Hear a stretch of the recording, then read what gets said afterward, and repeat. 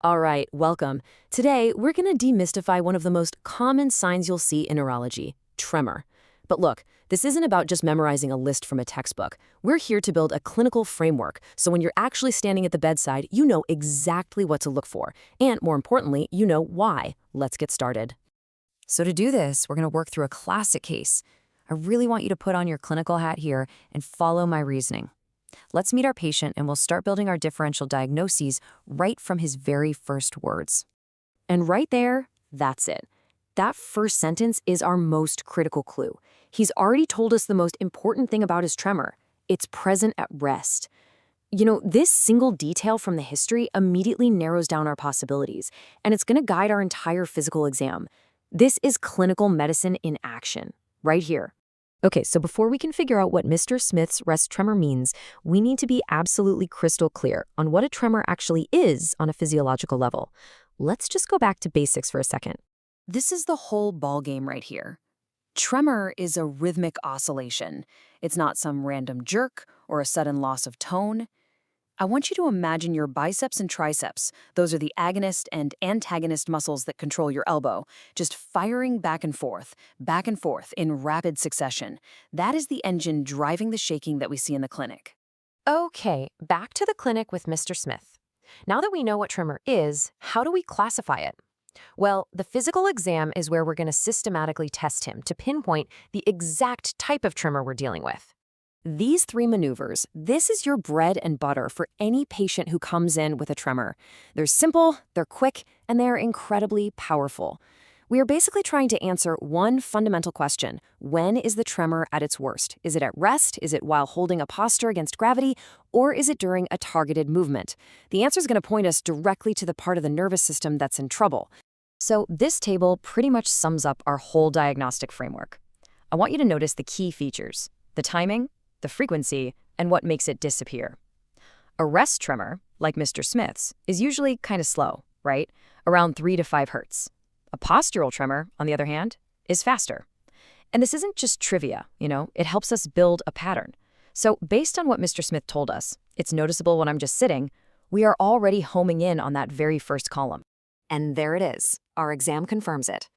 That slow, pill-rolling tremor at rest that just vanishes when he goes to do something. That's the classic presentation of a Parkinsonian tremor. This specific pattern isn't just some random sign. It's a direct clue pointing us to a problem deep inside the brain, in the structures responsible for motor control. We're talking about the basal ganglia. All right, so let's connect the dots. We've seen a clinical sign, a rest tremor. Now, what's the underlying pathophysiology?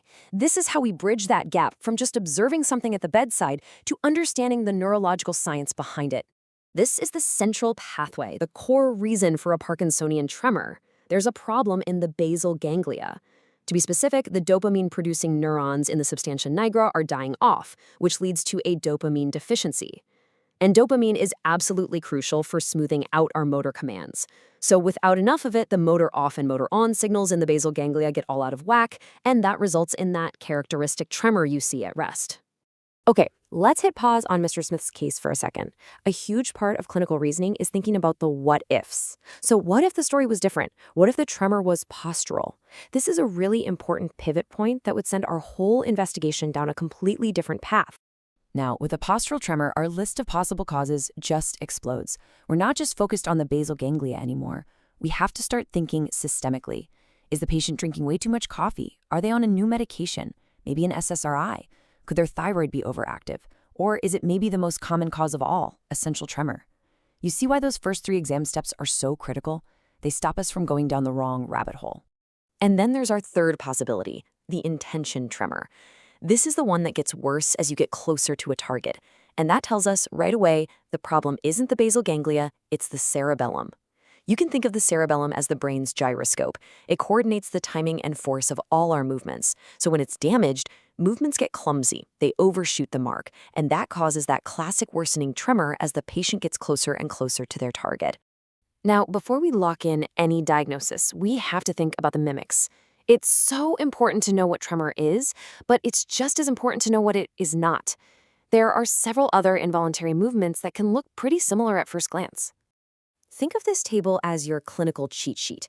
The key difference here is rhythmicity. Tremor is a rhythmic oscillation, back and forth. Myoclonus, on the other hand, is a sudden, non-rhythmic jerk, kind of like a hiccup. And asterexis is a sudden drop or a loss of muscle tone. You see this classically when a patient with severe liver disease holds their hands out. It's often called a hepatic flap. So just remember, tremor oscillates, the mimics either jerk or drop. All right, let's put this all together. We've taken the history, we've done the exam, and we thought about the mimics. Now we can put together our diagnosis and figure out the key takeaways, not just for Mr. Smith, but for any patient you see with a tremor. This is the fundamental principle of treatment, always. Our entire diagnostic process was designed to find that underlying cause.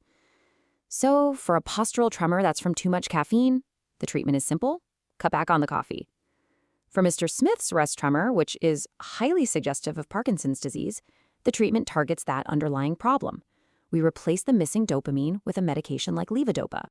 Okay, if you only take one thing away from our time together, let it be this slide. These are your high-yield memory anchors. Rest tremor points you to the basal ganglia. Intention tremor points you to the cerebellum. And postural tremor, that makes you think systemically. Drugs, metabolic issues, the whole lot. Your entire initial workup is driven by one simple question: rest, posture, or intention. If you can answer that, you will be on the right path every single time. So the next time you see a patient with a shaking hand, don't just see the tremor. I want you to see it as a story that the nervous system is trying to tell you. And by using this systematic clinical approach, you'll be ready to listen, to interpret that story, and to make the right diagnosis for your patient.